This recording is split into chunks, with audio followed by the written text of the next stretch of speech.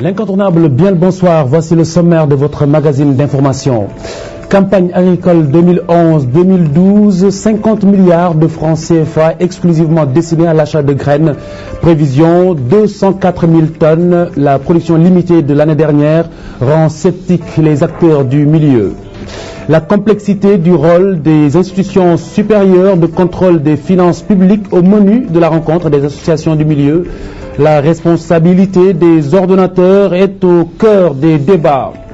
Débat ce soir sur la requête des avocats de Malick Noël Seck, le sens de la demande de liberté provisoire pour le secrétaire général de Convergence socialiste en question. Le SOS du Centre d'éducation et de formation pour déficients intellectuels, l'État aurait laissé l'école à elle-même. Faut bien déconstruire pour reconstruire, c'est bien connu, mais au Sénégal, les préalables sont souvent négligés, d'où les nombreux désagréments qui accompagnent souvent les travaux publics. Maïmouna Ndiaye nous en parle dans cette édition. Bienvenue à tous.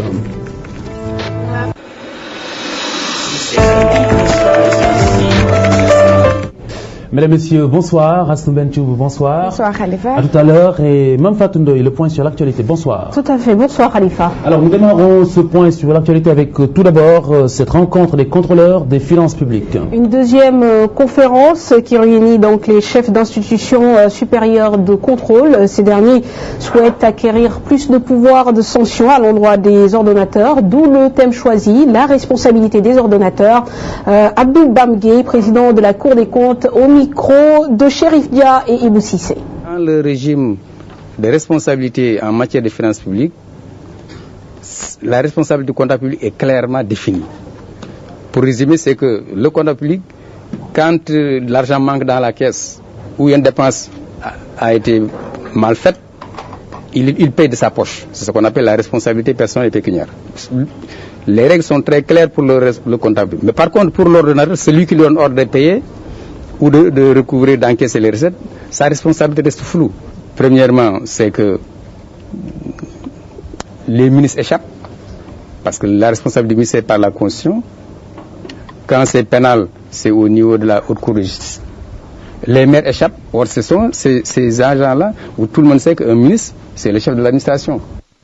Le président de la Cour des comptes qui sera l'invité de Mamoudou Ibra Kane demain. Cette rencontre fait l'objet du focus de ce vendredi. Nous poursuivons ce point sur l'actu avec Mame Fatou Ndoye pour parler de la campagne agricole 2011-2012, 50 milliards de francs CFA pour la graine. En effet, la Sénéor vient de signer une convention de financement avec des partenaires d'investissement pour régler les problèmes liés au secteur, même si les acteurs ne sont pas très optimistes pour une bonne production comparée à celle de l'année dernière. Tiendate Bouyandao est le directeur général de la Sénéor. Depuis 3 mois, nous travaillons avec nos banquiers pour trouver des solutions à cette problématique de disponibilité des financements massifs en début de campagne. C'est dans ce cadre que nous avons vu, comme vous le voyez, donc nous avons pu faire le nécessaire pour que dès le début de la campagne, qu'on puisse mettre à la disposition des producteurs et des opérateurs un financement suffisamment important. Par contre, il y a d'autres aspects. Comme vous le savez, cette campagne ne sera pas aussi bonne en termes de production que l'année dernière. Toute la difficulté pour nous réside dans la faculté, n'est-ce pas, de pouvoir réceptionner très tôt les graines, de pouvoir payer vite et qu'il y ait une rotation suffisamment rapide pour que dès le début, on capte le maximum de graines. Il était une fois, ça fait forcément penser au compte. Mame Fatou Ndoye, une caravane pour le compte. Alors, grâce à l'appui du Goethe Institute, 38 enseignants sénégalais vont être formés par des compteurs ivoiriens, sénégalais et allemands aux techniques du compte. Au final, les enseignants devront rendre attractifs leurs cours de la 6e à la terminale avec un pont dressé entre la tradition orale et l'écrit. C'est ce que nous explique le professeur Massamba Gueye, directeur artistique du festival. Faire un lien entre l'oralité et l'écrit, c'est-à-dire montrer aux gens que ce n'est pas parce qu'on écrit aujourd'hui que l'oralité doit être tuée, que l'oralité doit continuer à irriguer l'écrit. Si l'écrit fixe, il faut déjà mettre en valeur ce qu'on appelle notre patrimoine oral. Donc notre objectif, c'est de former des enseignants pendant 3 jours mais surtout de rencontrer le public et de leur proposer ce qu'on considère aujourd'hui être les meilleurs spectacles de contes en Côte d'Ivoire, au Sénégal et aussi en Allemagne. Donc l'écrit n'est pas un frein. Si on se rend compte que Birago Diop a écrit les nouveaux contes d'Amadou Koumba, mais c'était un texte oral. Mais aujourd'hui, ce texte oral, il est pris et nous montons des spectacles. Donc de l'oralité à l'oralité, l'écriture doit servir de support.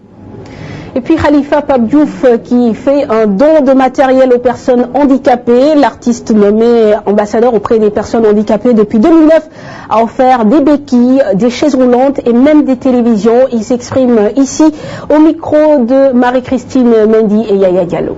Ce qui m'a poussé à faire ce domaine social, vous savez, moi je suis un natif de la banlieue, donc pendant toute ma jeunesse, j'ai souffert, j'ai galéré. Donc, j'ai rêvé un jour de faire quelque chose pour aider les handicapés. Donc, Dieu merci. Je ne peux pas dire que j'ai réalisé ce rêve, mais je suis en train de le concrétiser. Et chaque fois, je fais tout pour avoir des relations, des partenaires, donc pour avoir des trucs pour l'amener au Sénégal pour aider les handicapés. Et moi et mon équipe, on est en train de faire de notre mieux pour vraiment chaque année de faire des trucs pour notre quartier. Bon vent, Pape Diouf, nous parlons de la présidentielle gambienne, Mme Fatou Ndoye. Les Gambiens aux urnes ce jeudi pour élire leur président de la République. 3 candidats sont en lice, le président sortant Yaya Jammeh, les 2 opposants Ousseynou Darbo et Ahmad Ba. Fait marquant, la CEDEAO n'a pas jugé nécessaire d'envoyer des observateurs pour la supervision de ces élections. Récit de Fatou Bintou Conté. Les Gambiens doivent élire ce jeudi 24 novembre le président de la République. 2 opposants font face au président sortant Yaya Jammeh, arrivé au pouvoir par un coup d'État en 1994. Il s'agit de Ousseynou Darbo, un avocat de 63 ans. Il se présente pour la 4e fois devant les électeurs gambiens. Et d'Ahmad Ba, instituteur et homme d'affaires de 51 ans. Yaya Jammeh, chef de l'Alliance patriotique pour la réorientation et la construction, a régulièrement affirmé être sûr de sa victoire. Il estime ne même pas avoir besoin de mener campagne. Jammeh est classé comme un prédateur de la liberté de la presse par l'organisation Reporters sans frontières. Ceci depuis la promulgation de 2 lois restreignant en 2004 et en 2005 cette liberté, ainsi que l'assassinat non élucidé du journaliste Deida Aïdara, un opposant à Jammeh en décembre 2004. En janvier 2007, Jammeh s'est déclaré guérisseur. Il affirme détenir des pouvoirs occultes et pouvait traiter le sida et l'asthme à base d'herbes médicinales. Le 15 mai 2008, Yaya Jammeh exige que tous les homosexuels quittent le pays. Il avait promis de couper la tête à ces derniers pour nettoyer la société gambienne. Il n'hésite pas aussi à menacer de mort les défenseurs des droits de l'homme lors d'une interview télévisée. Pour cette campagne électorale, aucun cas de violence n'a été noté. Mais la CEDEAO estime cependant que les conditions d'une élection libre et transparente ne sont pas réunies et elle a décidé de ne pas envoyer d'observateurs. Fatou Bintou Conté, merci. Voilà Khalifa, le point sur l'actualité du jour. Merci Mme Fatou Ndoye, on se retrouve tout à l'heure pour la page des sports et nous parlons à présent du sens de la demande de liberté provisoire des avocats de Malick Noël Seck, le secrétaire général de Convergence socialiste. La requête est introduite avec optimisme du fait, selon la défense, des garanties de représentation dont il dispose. Malick Noël Seck, donc, dont le transfèrement a eu lieu il y a quelques jours à Tambacounda. Daniel Diouf, Diafaraba. En demandant la liberté provisoire, Malick Noël Seck reconnaît-il les faits qui lui sont reprochés? Ce n'est pas l'avis de ses avocats qui estiment que leur client a le droit de demander la liberté provisoire en attendant d'être jugé en appel. La liberté provisoire est un droit qui appartient à tout prévenu et je ne vois pas pour quelle raison il devrait y renoncer, alors surtout qu'il estime qu'il n'est pas coupable de quoi que ce soit. En attendant d'être jugé et déclaré coupable, vous avez la possibilité d'être laissé en liberté. Les conseils du leader de Convergence socialiste fondent leur requête sur les garanties de représentation en justice de leurs clients. Être régulièrement domicilié dans le ressort de la juridiction, Malick Noël Seck habite à Dakar, où il exerce un emploi de cadre, où il a sa famille, son épouse et son enfant. Par conséquent, nous sommes dans ce que nous pouvons appeler des garanties de représentation assez solides. Les avocats socialistes de Malick Noël Seck espèrent que la Cour d'appel accédera à leur requête. Ils envisagent tout de même de plaider l'affaire en fond en cas de rejet. Nous osons espérer qu'il n'y aura pas le principe de ce que nous avons un peu vécu comme une condamnation automatique, comme à chaque fois qu'il s'agit d'un procès au relent politique. Évidemment, nous osons espérer que la Cour d'appel va lui accorder cette liberté provisoire, mais si par extraordinaire cela n'était pas, il nous resterait toujours la ressource de plaider l'affaire au fond. Pour rappel, Malick Noël Seck est reconnu coupable des délits d'outrage à magistrat et de menaces de mort, des faits qu'il conteste. Il a été condamné à 2 ans de prison ferme par le tribunal hors classe de Dakar. Daniel Diouf, il faut bien déconstruire pour reconstruire, c'est bien connu. Alors une bien belle formule pour justifier des travaux publics sans délai de livraison ni communication en amont. Mais cela suffit-il face aux désagréments et manques à gagner que subissent les riverains, principalement les commerces? Voici quelques éléments de réponse avec Maïmouna Ndiaye Yaya Diallo. Une ville transformée en gigantesque chantier. Voilà le visage qu'offrent certaines artères de Dakar avec des tas de gravats qui encombrent les routes. Ces chantiers ne sont pas sans désagrément pour les riverains. C'est très simple, ça c'est un domaine médical. Donc si les gens n'ont plus accès, ça devient pénible et ça fait baisser aussi le taux des ventes. Les travaux, vraiment ça fait mal. On n'arrive pas à avoir les clients. Des fois ils nous appellent par téléphone, on se déplace mais on voit que ça ne vaut pas le coup. Ça fait une grosse perte sur notre chiffre d'affaires parce que les 80% de pertes, on n'arrive même pas à payer les locations. Il y avait le secrétaire, il y avait 2 autres, mais ils l'ont arrêté. En plus de ces désagréments, certains commerces ont fermé boutique. Ils reprochent à l'État de ne pas les prévenir.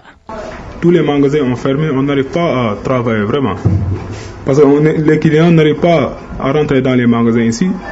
Pratiquement, il y a des magasins qui sont à côté, ils sont obligés de fermer depuis presque 1 mois. Pas de dédommagement, il n'y a rien. Vraiment, ça a impacté sur notre chiffre d'affaires, franchement. Actuellement, les boutiques, pharmacies et restaurants ne trouvent pas de solution. Ils ont décidé d'attendre la fin des travaux pour reprendre leurs activités. Maïmouna Ndiaye, la détresse du centre d'éducation et de formation pour déficients intellectuels, les conditions de travail, de vie dans ce centre de Grand Yoff sont précaires selon les responsables de l'établissement. L'État est interpellé pour une meilleure socialisation de ses enfants. Ibou Diouf, Hamza Diallo. Tous ces jeunes prennent un handicap. Ils sont déficients intellectuels qui ont besoin des autres pour surmonter ce mal. Le centre d'éducation et de formation pour déficients intellectuels de Grand Yoff est le seul établissement public du pays spécialisé dans ce domaine. Les enfants viennent, on voit que ce sont des enfants abandonnés même à la maison, qui ne sont pas éduqués comme les autres. Nous essayons de les éduquer pour leur montrer qu'ils sont des personnes, des enfants comme les autres. Quand les enfants ont confiance à eux-mêmes, on sent qu'ils se disent que maintenant, ce sont des personnes comme les autres. Maintenant, on commence l'éducation. D'abord, il y a la pédagogie. On les apprend à parler, à s'asseoir, à bien se comporter. D'abord. Et il y a la thérapie. Et dans la thérapie, on doit avoir un médecin. Ce centre a une mission humanitaire, mais doit faire face à beaucoup de difficultés pour survivre. Ces enfants doivent être pris en charge par l'État, mais l'État les a oubliés. Il les a oubliés beaucoup. Ce sont des enfants anormaux, mais les enfants normaux, on les prend en charge. Et pourquoi l'État oublie ces enfants? Pour le moment, la chose primordiale, notre problème, c'est le quart de transport, le bus. On n'a pas de bus pour le transport des enfants. Parce que ces enfants-là ne peuvent pas se diriger eux-mêmes à l'école. Il faut qu'on les amène. La direction de l'école et les parents d'élèves s'inquiètent de l'environnement précaire de leur centre.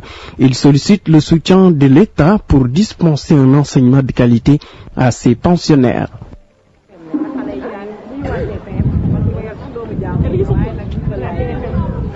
Diouf, merci. Le sens du social attendu de l'État. Voici la page des sports dans un instant.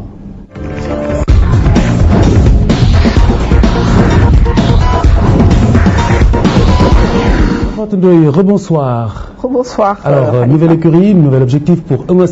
Tout à fait, qui se fixe comme prochain challenge la conquête du titre de roi des arènes au détriment de Yahya Diop Yekini.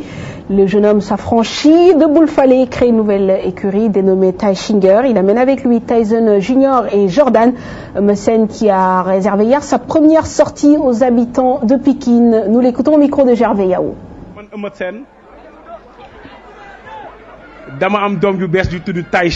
J'ai un nouveau bébé que je baptise du nom de Taishinger.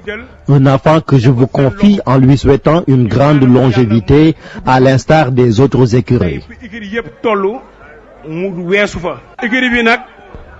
Je vous signale que cette écurie ne m'appartient pas, mais appartient à tout Pikine. Par ailleurs, j'ai un message à faire passer à l'endroit de Yahya Diop Yekini. Il est venu ici terrasser mes grands frères. Il a conquis son titre de roi des arènes ici à Pékin. Mais je vous promets que j'irai chercher ce titre.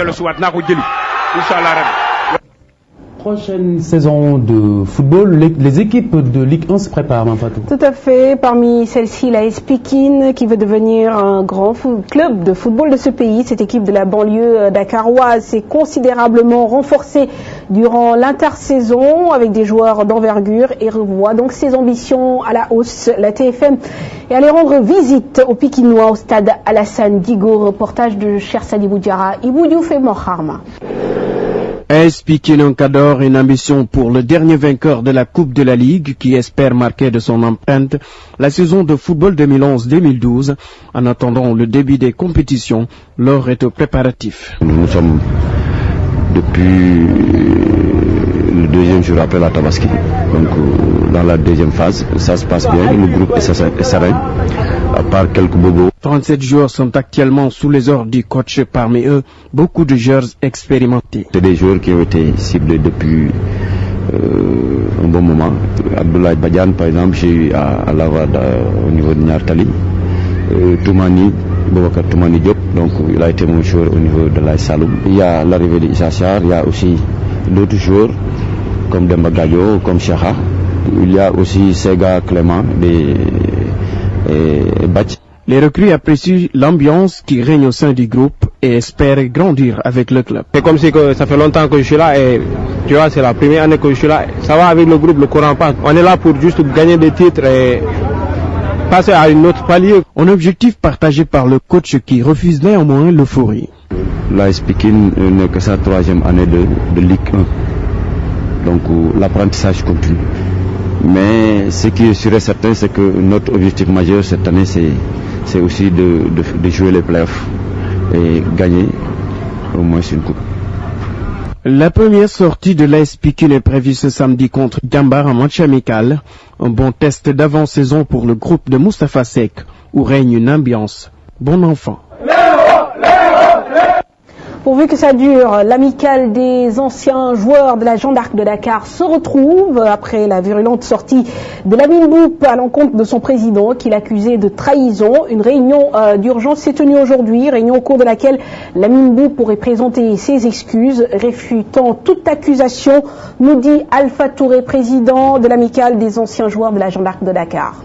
Je vous dis que ce sont pas des propos de Lamine Boup. Il a répété et confirmé.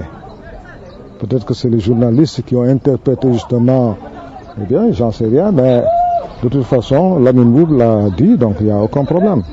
D'accord? Lamine Boup, bon, c'est un jeune frère, hein, un garçon, j'ai jamais eu de problème avec. Hein. Goudia Batili, c'est pareil, il a présenté ses excuses, il était tout simplement énervé, mais bon, donc, il n'y a aucun problème. La famille s'est retrouvée, nous sommes réunis. Donc je crois que ça s'est bien passé. C'est pas un problème de poste. Directeur technique ou pas, nous sommes là pour travailler pour le bien de la Jeanne d'Arc. Il faut qu'on le sache. Et puis Ligue des Champions, fin de la 5e journée mercredi. Arsenal et Bayer Leverkusen, vainqueurs respectifs du Borussia Dortmund et de Chelsea, se qualifient en 8e de finale de cette Ligue des Champions. Un bonheur inédit que connaissent également les Chypriotes de l'Hapoel Nicosie qui ont obtenu le point du nul sur la pelouse de Zénith Saint-Pétersbourg. C'est la première fois qu'un club chypriote se qualifie pour le top 16 de cette compétition.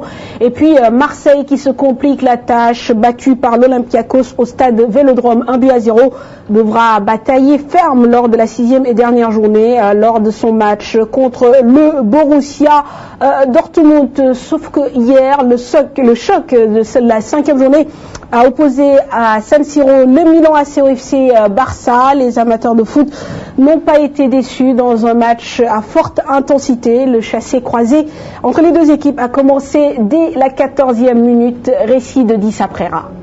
Mercredi soir, le duel entre Milanais et Barcelonais a de nouveau été passionnant, à l'instar du spectacle proposé lors de la manche aller. Fort de leurs 11 titres européens, ces clubs mythiques ont tout donné. Avec un piqué sur le banc, le Barça a évolué dans un 3-4-3 très offensif, ce qui a posé beaucoup de problèmes défensifs au Milan. Toujours en possession du ballon, les Catalans se sont créés un grand nombre d'occasions et Abbiati a passé une chaude soirée, notamment à cause d'un Zambrotta ou d'un Aquilani toujours dépassé. Mais qui dit système d'attaque dit souvent fragilité derrière, et c'est ce qui s'est passé sur la pelouse glissante de San Siro.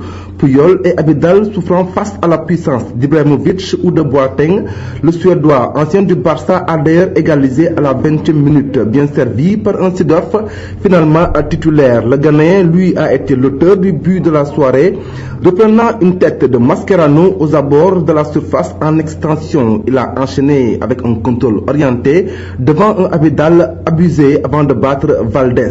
Le Milan et le FC Barça ont tout donné, mais ce sont bel et bien les Catalans qui sont sortis vainqueurs de ces terribles joutes par 3-2, s'offrant par la même occasion la première place du groupe H. Les supporters du Milan, eux, ne s'y sont pas trompés, applaudissant à tout rompre leurs joueurs à la fin du temps réglementaire.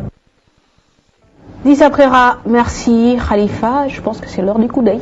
Merci, tout à fait. Merci beaucoup, Mme Fatou Ndoye. Et le coup d'œil que nous commençons avec la Gazette qui nous parle de lutte contre la poliomyélite. L'ONG Rotary International injecte, tenez-vous bien, 1000 milliards en Afrique. C'est bien dit, éradiquer la poliomyélite de la surface de la Terre d'ici à 2013, doter toute l'Afrique d'eau potable, lutter contre le paludisme, tels sont les 3 objectifs de l'ONG Rotary International avec l'homme d'affaires Bill Gates, l'OMS, l'UNICEF, l'USAID, l'Union européenne et certains gouvernements. Le combat est engagé et Rotary International a promis de prendre en charge les vaccins et la logistique, tout comme le volet mobilisation, et il exige des ratissages systématiques dans tous les pays où la maladie a été décelée, et avec 1000 milliards, Rotary compte atteindre ses objectifs. Alors, l'As quotidien s'intéresse à la contraception et nous parle des dangers de la pilule du lendemain. La contraception d'urgence ou la pilule du lendemain utilisée par certaines femmes ou jeunes filles pour éviter la survenue d'une grossesse non désirée après un rapport non protégé ou plutôt mal protégé peut exposer la femme si l'usage est excessif. Une alerte du docteur Bokar Daf pour le chef de division de la santé de la reproduction au ministère de la Santé. Il ne faut pas faire recours abusif à la contraception d'urgence au point de la substituer à la contraception traditionnelle parce que cela peut avoir des conséquences catastrophiques sur la santé de la femme. Avec une étude prévue sur le sujet, le docteur Daf espère que les Sénégalais en sauront plus sur la contraception d'urgence. Khalifa, c'était tout pour le coup d'œil du jour. Merci à Soumel Tube, l'incontournable, la suite dans un instant.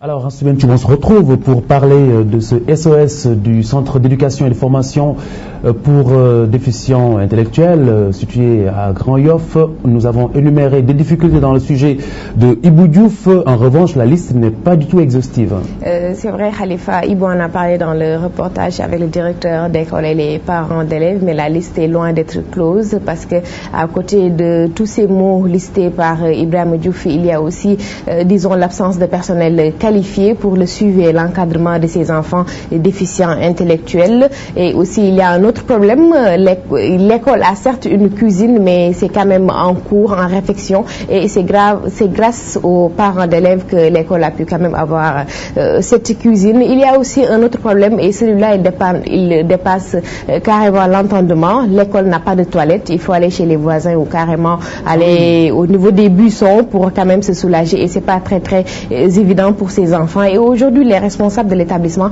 ne comprennent pas pourquoi ils n'ont toujours pas le soutien de l'État, alors qu'à côté, on donne des bus, de l'argent à des gens qui n'en ont pas besoin. Et à côté... du moins, qui n'en sont pas la priorité. Bien sûr. Disons-le carrément, des gens qui n'en ont pas besoin parce qu'ils ont quand même des revenus. Ils peuvent subvenir à leurs besoins sans problème, alors qu'à côté, on laisse mourir, entre guillemets, un établissement et qui est le seul établissement public au Sénégal qui accueille des enfants déficients intellectuels. Alors, pas de toilettes, c'est déjà gros. C'est énorme. C'est malheureux pour les enfants qui en sont les seuls perdants à ce niveau. Bien sûr, les enfants qui en sont les seuls perdants, toutes ces difficultés, tous ces maux, c'est au détriment de ces enfants déficients intellectuels, parce qu'à cause de ces problèmes, les enfants évoluent, étudient et se déplacent dans des conditions très très difficiles. Avec toutes ces difficultés, aujourd'hui, ils n'arrivent même pas à assurer un cursus scolaire normal, parce que présentement, les enfants ne font que l'étape de la socialisation, c'est-à-dire ils apprennent comment se comporter, comment manger, comment vivre en société. Donc l'étape de la formation, l'étape de la scolarisation n'est pas assurée parce que l'école n'a pas de moyens. Et jusque-là, ils n'ont eu que des promesses de la part de l'État, la promesse de construire 2 autres écoles, la promesse de construire des salles de classe, la promesse d'amener des professeurs, mais jusque-là, rien. Donc l'école lance un appel à l'État, mais aussi aux bonnes volontés. Vous avez des moyens, aider ces enfants déficients intellectuels. Vous avez parlé des projets, de chantiers. Les toilettes n'y figurent toujours pas. Non, ils n'en ont pas parlé. Peut-être qu'ils ne sont pas au courant, parce que ça, quand même, ça dépasse l'entendement. Une école qui n'a pas de toilettes pour des enfants déficients intellectuels, ça dépasse l'entendement. Merci. Merci, Mamfatou Ndoye. Mesdames, Messieurs, merci de nous avoir suivis. Retrouvez Mamadou Ibra Kane vendredi. Bonsoir.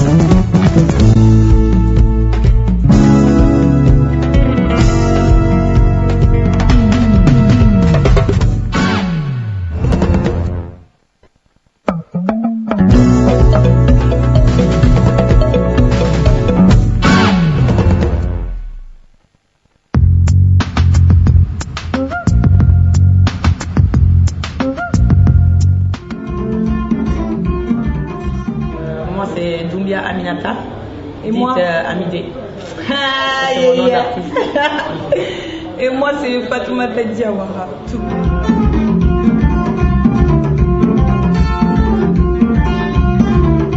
Abdoulaye Traoré joue la guitare. Madou Kone fait la calebasse. Et Valaise à la basse. Le chant Wassoulou, c'est du chant.